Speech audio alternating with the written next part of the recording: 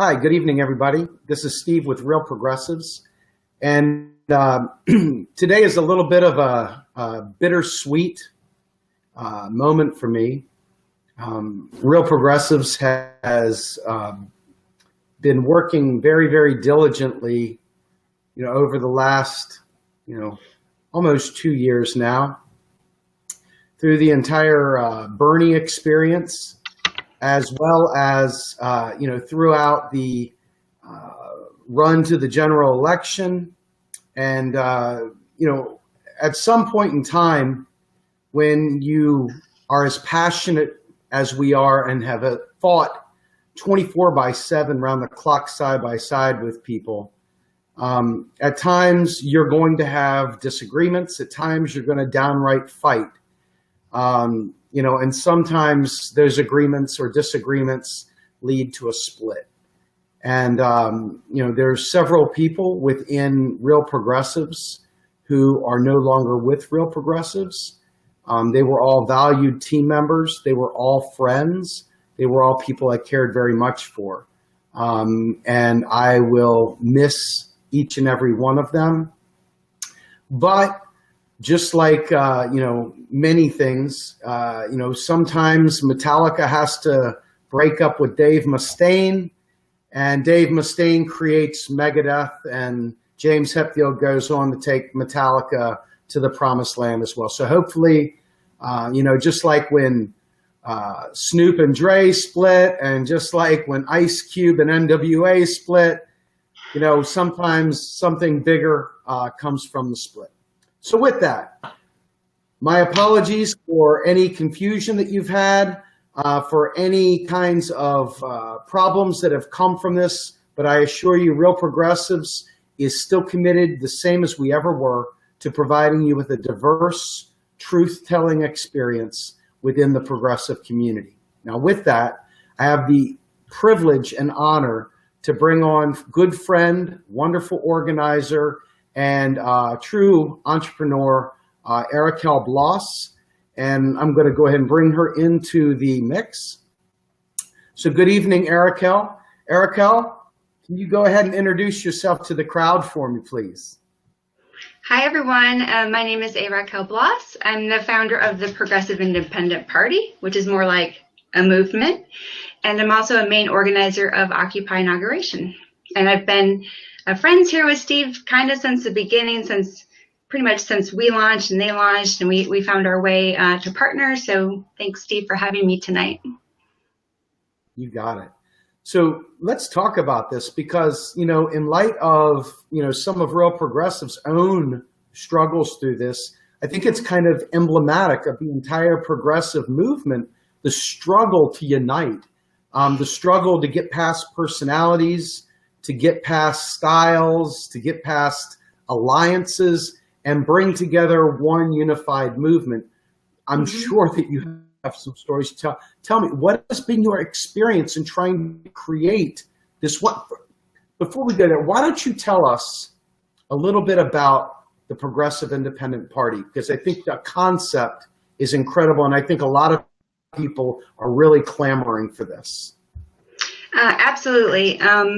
We started when I wrote a petition early March asking Bernie Sanders, Jill Stein, and the Progressive Democrats and the Socialist Democrats to join together and form a progressive party because Bernie had lost a sweep on a Tuesday, and it dawned on me that if he didn't win the primary, where would our beautiful community go? It would just scatter to the wind. And so I made the petition, which launched PIP. There was many, it just kind of took off. It resonated with people. And at the beginning, we were naive on what it would take to unify.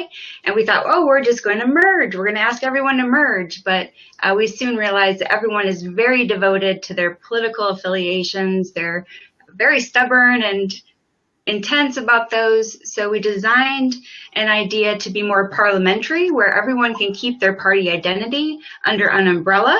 And as a result, we could use our resources and our members to gain state ballot access and then run all those parties under one ticket. So you can imagine a PIP primary might be a Green candidate versus a Socialist Alternative candidate versus a Progressive Independent. It would be injecting many parties by inserting this very powerful third party. So that's the concept. So basically, you're trying to use under one umbrella, and that's, to me, why real progressives early on. There was a lot of folks out there trying to start up parties, and everybody was coming up with a Facebook page, and but when you came to me, the idea, I had to hear it from you, but the idea was so profound to me because everybody wants you to join their party, and they all of a sudden it starts being so balkanized and divided. And, the smallest nuance difference is just enough to send people scattering. And so when you presented this to me, I was like, you know what? I want in on that. I want to be a part of something like that. And, I had kind of maintained a status that, I didn't want to join any garage band political parties. But you presented something, so the concept, is truly profound and truly, I think, what needs to happen for us to ever knock down the duopoly. Thank you for doing that. Obviously, there's a long way to go. Can you tell us a little bit about what it's like trying to take volunteers and turn something, that's more of an idea into something active? Yeah, absolutely. I mean, it's been challenging to build an organization from scratch. We started with just maybe 3 members, probably like you did, and now we have several thousand volunteers, and we always have a big growth after something political doesn't work out quite for our progressive movement, and then we have an influx. So we're currently restructuring, and we're looking at the system that we're creating to ensure that we're not making the same mistakes that the DNC is making now. How do we make a horizontal organization? How do we take what we learned from the Occupy movement, take what we've learned from the movement for Black Lives, and then add to that so we can take those lessons to build a grassroots organization, but still have a leadership with democratic processes that is for the people. So we're always redesigning and relooking at how we can structure this to be the party of the people. It's not my party. It's going to be, or my movement. We always say we don't own the movement. We belong to the movement. And whatever we need to do to fill what the people need, we're going to do that. So we're constantly revamping and redesigning our system to try to make it a horizontal grassroots growth. So obvious divide between what it means to be an activist and what it means to be like an organizer at the top. The two have to work together, but there's an obvious style / difference in terms of doing it. What has been your number one challenge in doing that portion of it, actually being able to put together the organization part of it, coupled with the actual, the personalities and so forth? Can you talk about that? Well, I do mention this quite often on my personal Facebook page because I find that I have to, there's a lot of inner growth that happens in any building of an organization, but I think that this revolution is calling for inner transformation for myself and others.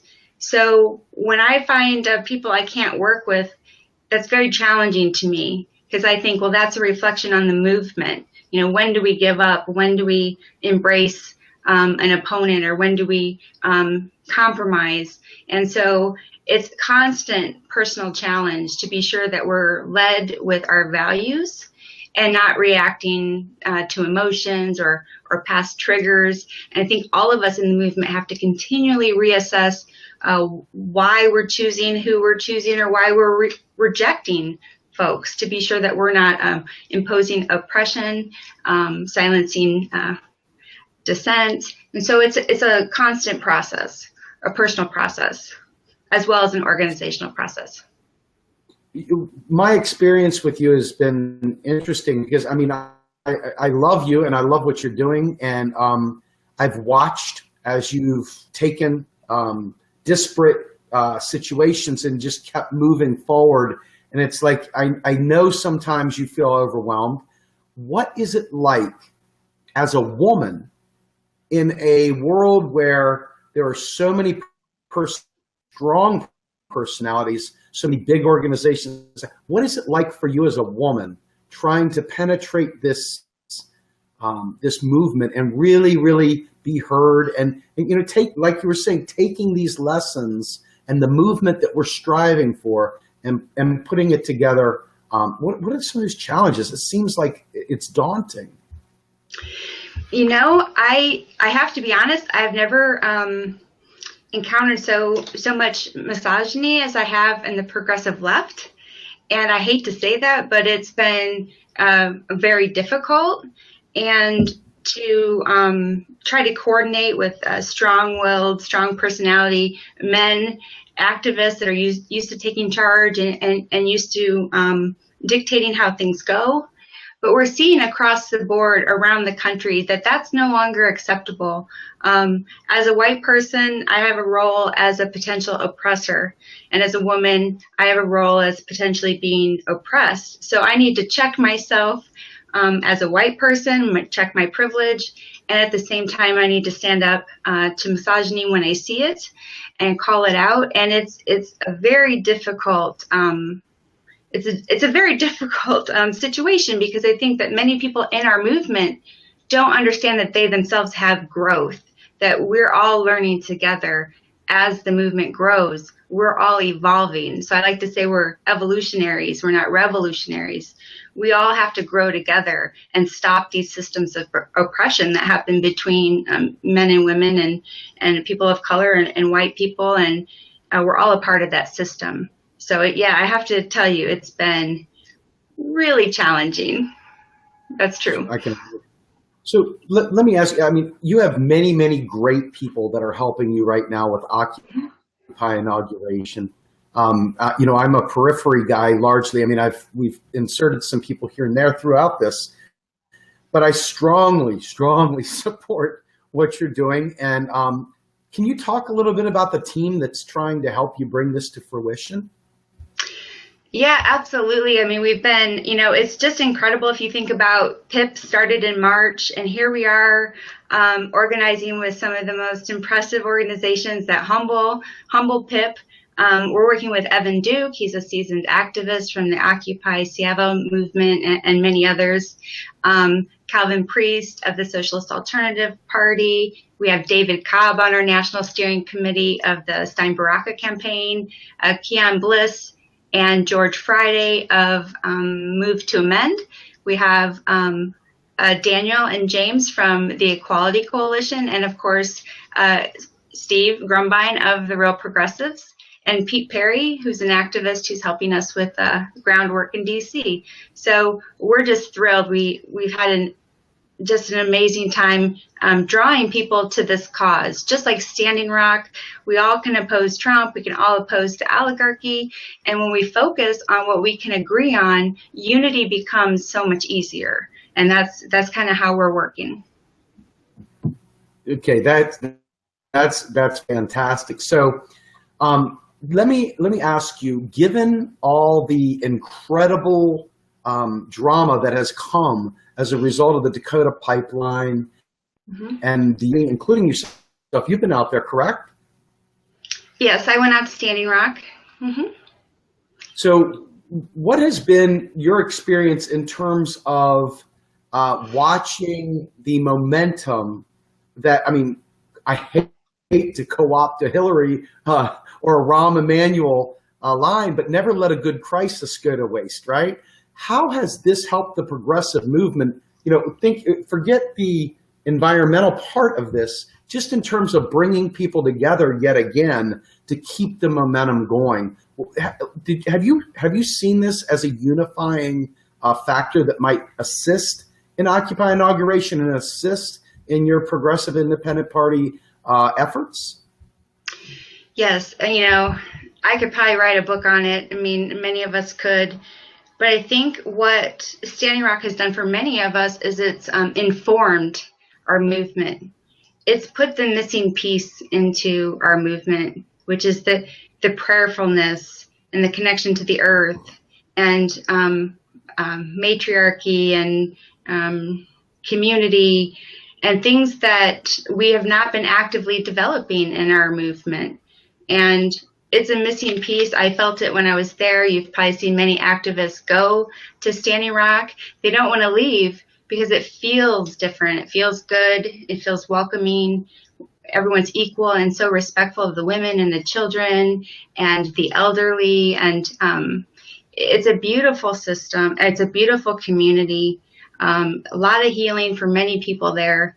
And it's informing and inspiring Occupy Inauguration. Many of the leaders of Standing Rock will be coming to DC to be with us. But I believe it highlights the fact that moving forward, we all need to look inside. And like I said, transformation happens within first and then without. And if we continue to follow the lessons that we learned in Standing Rock, that we all unite around things that matter to all of us, then we can continue the movement forward together.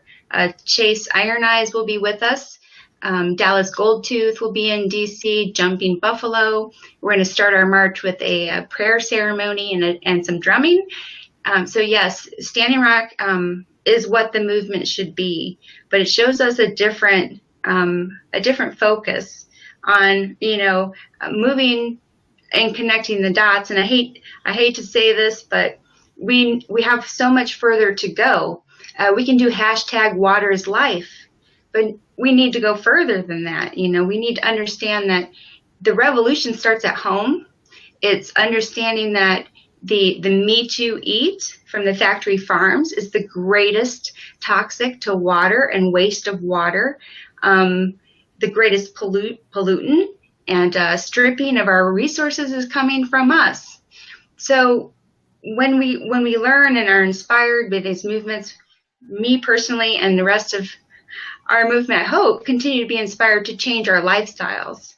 That can be the greatest revolution when we apply those lessons in our own homes. So let me ask you this. I remember leading up to the DNC, we had already, you and I and our teams had already begun what we had long since begun working together.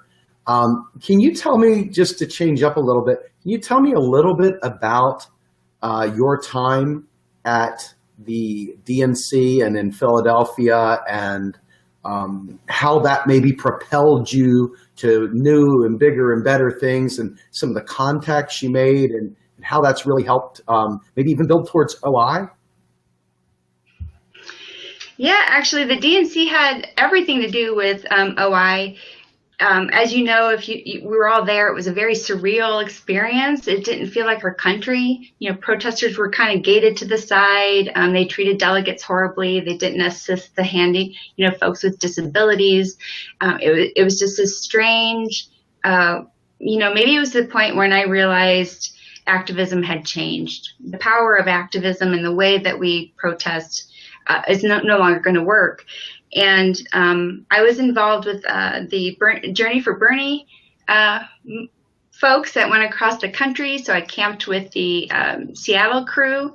And those are many of the people that are continuing to work on OI. Evan Duke was my buddy there, and he continues to be, my co-founder of Occupy Inauguration. As soon as we pulled away from Philly, I was applying for the permits and buying the domains. Because what was clear is that many people at the DNC, we were running around looking for the answer. Where's the revolution? Who's got it? Who's got the answer? And it really just takes us to sit down and craft the strategy. No one person's going to have it. And nobody was really ready to talk about that. So it was a little way to force the conversation for folks that don't want to unite, to ask them to have the conversation. Why will you not help us unite the progressive left? And that's where we're going to be in DC. We're going to ask those questions. And because what Standing Rock showed us is the people want it. The people want it. We are asking for leaders to stand up and guide us and lead us together. And they're not. And so in the meantime, it has to be a people movement. And that's where we are with DC. I hope we succeed. I'm sure you will. I mean, let's be fair. One of the things that I don't know how to say this. I'm hopeful, and yet there's a part of me that has got a dose of skepticism. And that is, for me, I'm a thinker, and I'm always going to be a thinker. And that can be good and it can be awful, right? But because of that, I think to myself, not Trump is just not satisfying. It's like the Diet Coke of evil, just 1 calorie, not quite enough for me, And so when I think about what brought us all together under Bernie, what actually even smelled like a revolution, was an entire progressive platform. It was an entire mindset that was changing. It was so satisfying. It was the most incredible experience of my life, because things that I had thought about but didn't know about, things that I knew about but didn't know how to act on, things that I knew how to act on but I didn't quite put into the big picture, came into focus. Mm-hmm. And so now that we've got Trump there, it presents a whole new set of problems, obviously. But all along, I considered Trump to be the lesser evil, not in terms of wanting him to be president, but in terms of once it was decided that they weren't going to let Bernie anywhere near the nomination, much less the White House. In my mind, I realized that we only stood one shot of uniting. And sadly, but surely, it meant that we had to have Trump, because there's no way the left could ever, ever, ever unite behind a neoliberal. But if we were able to get the vote blues and all the other folks together, maybe, just maybe, the left and center left could all kind of come together and take over this nation and make the kind of change that we need. And that's kind of what I'm hoping, but I see a whole lot of not Trump. And I don't think that has a very short shelf life. That is not called progress. That's just anti-Trump. And I see them somewhat mutually exclusive, although I consider not Trump to be just a truism. Okay, yeah, I agree. You know what I mean? It's like, yeah. But what about single payer? What about saving the environment? What about quality progressive economics? What about family and medical leave? What about all these things that you're seeing that we're no longer talking about, because it's all now zeroed in on one supervillain, Donald Trump?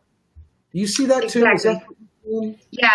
And if you go to occupyinauguration.org, at the top, you'll see a tab that says Our Demands. And I have to tell you, if we're a little bit behind on organizing, it's because most of our endorsers, all of our National Steering Committee had to approve those demands. And since we're trying to build a coalition, we all have, slightly different political leanings. And so please review our demands, because word by word, it was picked apart, dissected, approved, edited by many, many people: David Cobb, Calvin Priest, SA, the Green Party, Code Pink, on and on. So if we continue to focus on those issues, they will bring us together. As far as leadership, I keep hoping somebody will stand up and lead the way. Maybe if there's a crisis, like you said, with Trump, someone will be inspired to decide that the DNC can't be reformed, and they will just stand up. But in the meantime, it's going to be you, Steve. It's going to be me. It's going to be all of, I call us accidental leaders.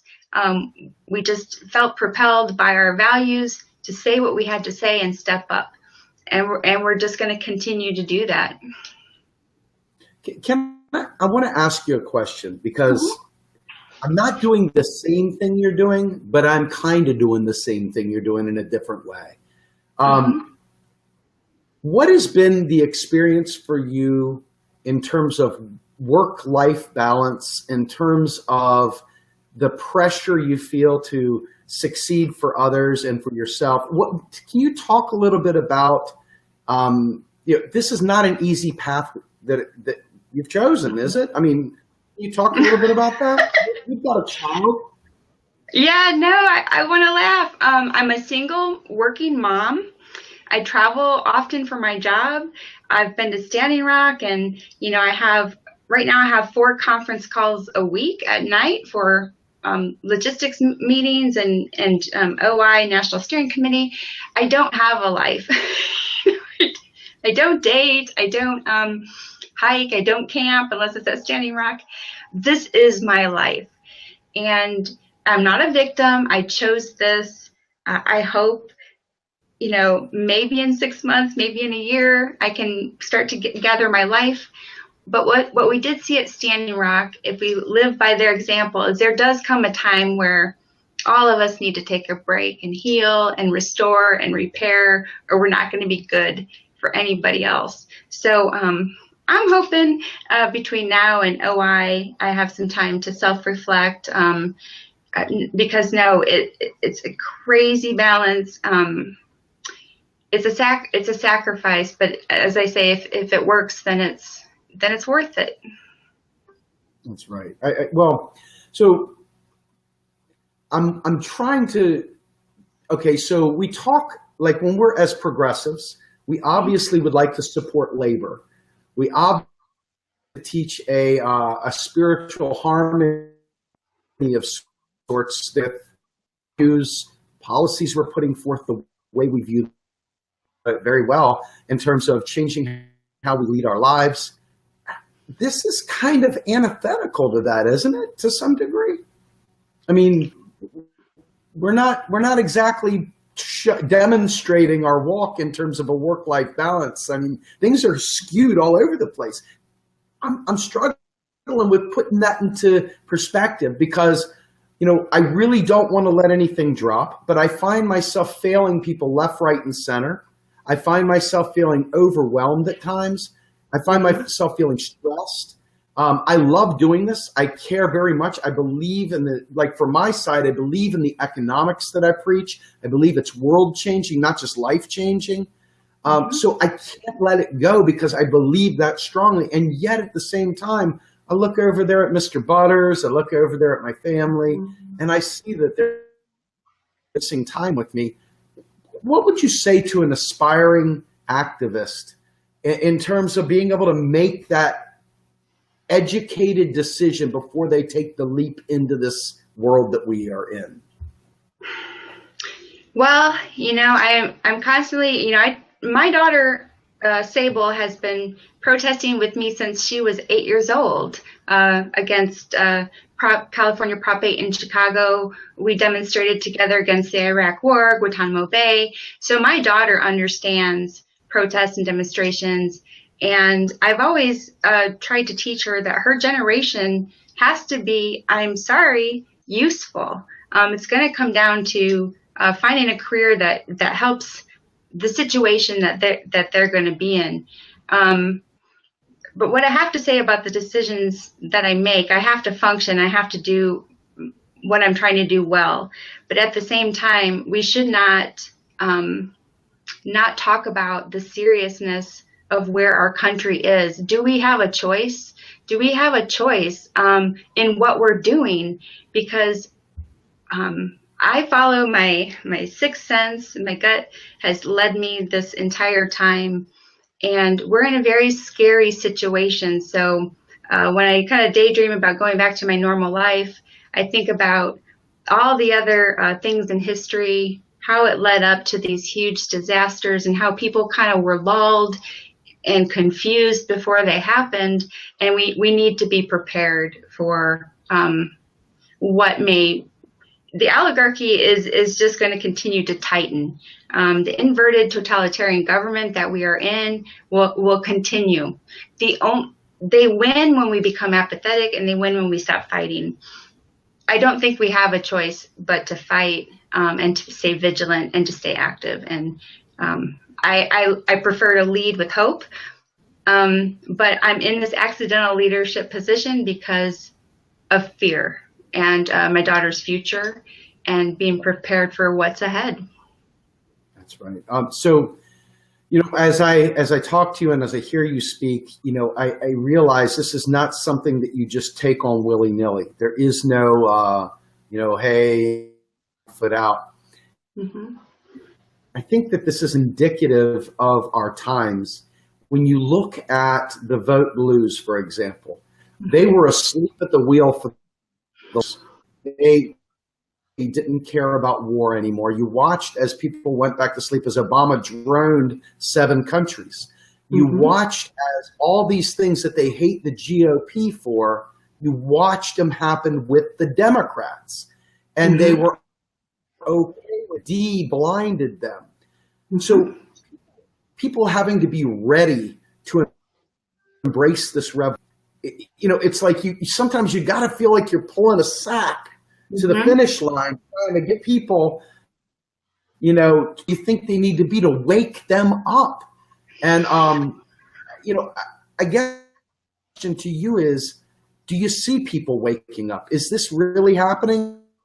Or are we going back to sleep already? Are people checking out because of what are you seeing? What is your take on that? Well, I think that Standing Rock was, again, just this amazing, beautiful, successful movement. And it shows that, Republicans went to Standing Rock. Veterans went to Standing Rock. People went to Standing Rock and came back and voted for Hillary. We should all be able to agree on clean water and clean environment. We can all agree on those things. So I think that Standing Rock and just the people's love of our indigenous heritage and people brought all kinds of people together. And now we need to point the way. We need to show that oppression on Standing Rock Reservation, we can see that in Syria. We can see that in the Black Lives Matter movement. We need to start expanding that awareness of how capitalism has oppressed people and just start applying it to the movements. Standing Rock is moving. It's going to move across the country. 10 states now, activists are fighting pipelines. It's just going to grow. It empowered the people to know that we can finally have our power back if we stand up. So I feel hopeful. I feel very hopeful. That's good. I really appreciate that. So, sometimes you need to hear that perspective that there is hope. And I think that's really the message of PIP, Progressive Independent Party, and Occupy Inauguration is that we're not powerless. That's what I hear. All I hear from you is we're not powerless. Let's take our power back. Let's own this moment. And I think that message is very, very powerful. And it really, really, it causes me to action. It brings me out to action. I think that's a wonderful thing. So let me ask you, we're a little bit over the time I was thinking. What would you like to leave the audience with, if you will, about Occupy Inauguration? How can they get involved? Where is this? Can you give them a little bit of a rundown, and then we'll go ahead and we'll sign off. Sure. We have amazing things happening in DC for Occupy Inauguration. We're going to have Jill Stein there speaking, Tim Canova, Chris Hedges, Jumping Buffalo, Chase Iron Eyes, Yane Indigo, Asa from Movement for Black Lives. I mean, we are showing by our action what unity looks like. We've invited, we've invited Ralph Nader. I hope he comes. We invited Robert Reich. We want the broad conversation to come together, and you're going to see that. You're going to see the protests and you're going to see the rallies. But what you might not be so privy to is that we are having a summit, a Occupy Inauguration Summit, which will be all the speakers and members of endorsing organizations are going to come together, and we're going to ask them to talk about uniting for the people and how that looks. We're going to ask those leaders. I'm going to stand there as a representative of the people and ask them, why can we not unite? Why are you not standing up? for unity. And we hope we get some answers of how to build this movement together moving forward. So please get involved. Get involved. You can have a solidarity event in your community, but look how we're doing it. Progressive Democrats and Greens and Progressive Independents and Socialist Alternative. We're trying to work together, and that's where we need to be in the future, I hope. I mean, it's imperative to the survival of democracy. I mean, we have to do it. So I agree. Thank you so much for joining me here at Real Progressives. I'm going to just tell everyone, thank you so much for joining us tonight. Look forward to meeting with Ellis Winningham Sunday night at 8 p.m. And on December 27th, I will have Tim Canova joining me here, right here with Real Progressives. So keep signing in, keep checking us out. In the meantime, have a great night, everybody. Thank you so much. good night. Thanks, Araquel.